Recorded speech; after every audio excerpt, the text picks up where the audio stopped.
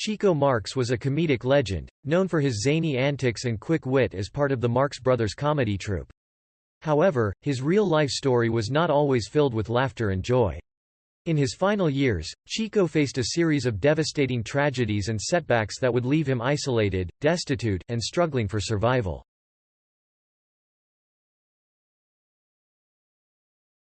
Despite his tremendous talent and success on stage and screen, Chico's off-screen life was marked by heartbreak, illness, and financial ruin, making his story a tragic reminder of the fragility of even the most gifted and celebrated among us.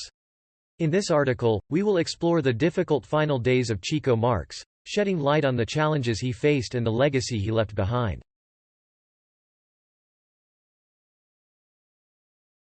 Leonard Marx was a child of Franco-German Jewish ancestry, born on March 22, 1887, in New York City to his parents Sam and Minnie Schoenberg Marx. His father worked as a tailor, and after the death of the couple's first son, Leonard became the eldest of the Marx brothers. Growing up in New York City, Leonard, who later became famous as Chico Marx, had a tendency to take risks. He was always looking for a way to make some quick cash. Unfortunately, his habit of gambling caused him to lose a lot of money.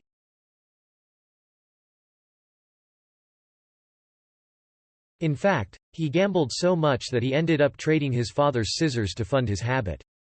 This, of course, caused a great deal of tension between him and his father.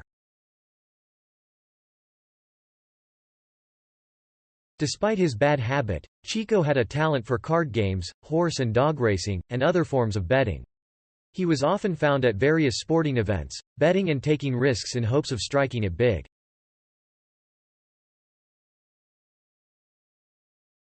Chico's gambling habit caused him significant financial difficulties, which he struggled to overcome. Even though he was a talented comedian, his bad habit continued to haunt him until the end of his life. Chico Marx had a few bad habits, one of which was his tendency to gamble, and another was his compulsive womanizing.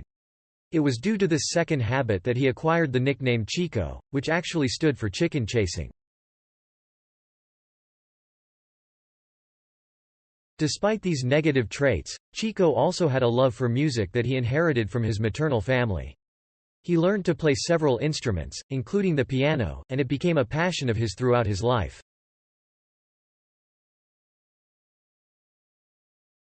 Chico had a unique look, which allowed him to substitute for his brother at various job sites. This helped him to earn some extra money and gave him the freedom to pursue his interests.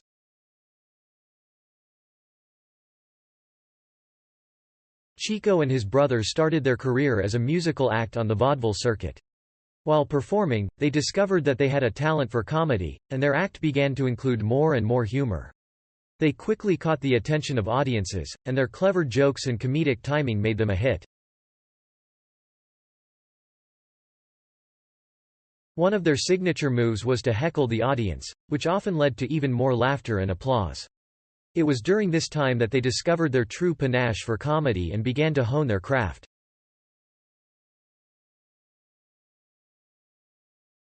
The Marx Brothers began their career in show business as a musical act, but soon they switched to comedy. One of the brothers, Chico, adopted the persona of an Italian dimwit, complete with a curly wig, Tyrolean cap, and an Italian accent. This character became a staple of their comedy routines. The Marx Brothers first gained popularity performing their sketch comedy on the vaudeville circuit. Their success on stage led to shows on Broadway and radio performances. It was clear that their unique brand of humor was resonating with audiences.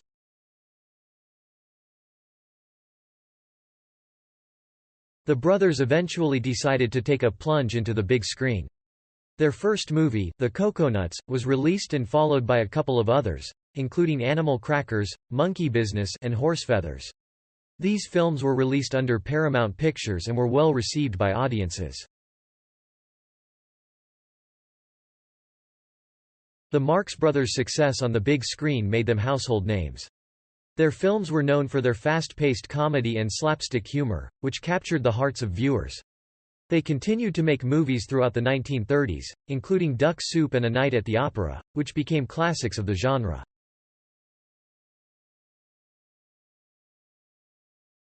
Despite the success and popularity of their films, the Marx Brothers faced some difficulties along the way.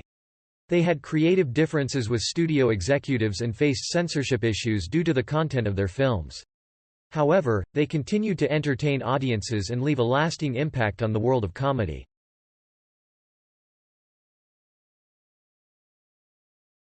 Chico Marx was a talented comedian and musician who gained fame as part of the Marx Brothers comedy group. Interestingly, in most of the films they released, his character appeared to be Italian, even though his actual ethnicity was Franco-German Jewish. Some of the Marx Brothers' most famous films, such as The Big Store, Monkey Business, and The Coconuts, featured Chico's character as a charming and witty Italian man.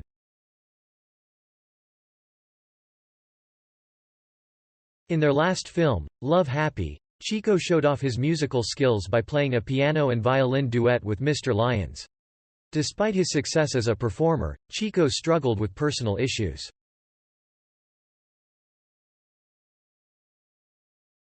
After the death of his mother, Chico took on the role of manager for the Marx Brothers. He was able to secure good deals for the group, but his flamboyant ways and gambling habits led his brothers to take over the finances.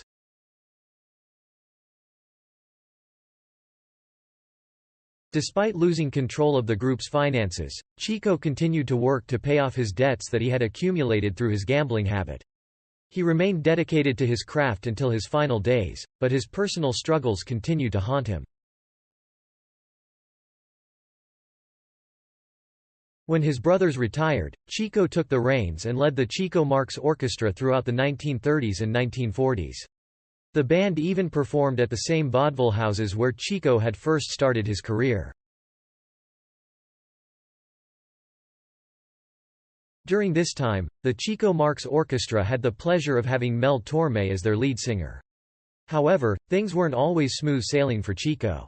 He had filed for bankruptcy, and it was a struggle to keep his finances afloat. Fortunately, in 1946, the Marx Brothers reunited to film A Night in Casablanca and support Chico's bottom line. It was a gesture that Chico never forgot and one that kept him out of bankruptcy for the rest of his life.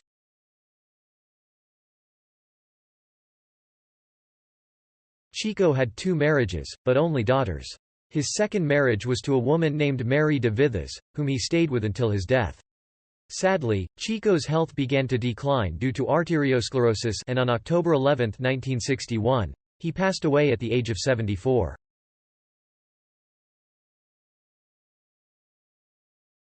Chico was laid to rest in the Freedom Mausoleum in Forest Lawn Memorial Park Cemetery in Glendale, California. His legacy as a talented musician and part of the Marx Brothers continues to live on.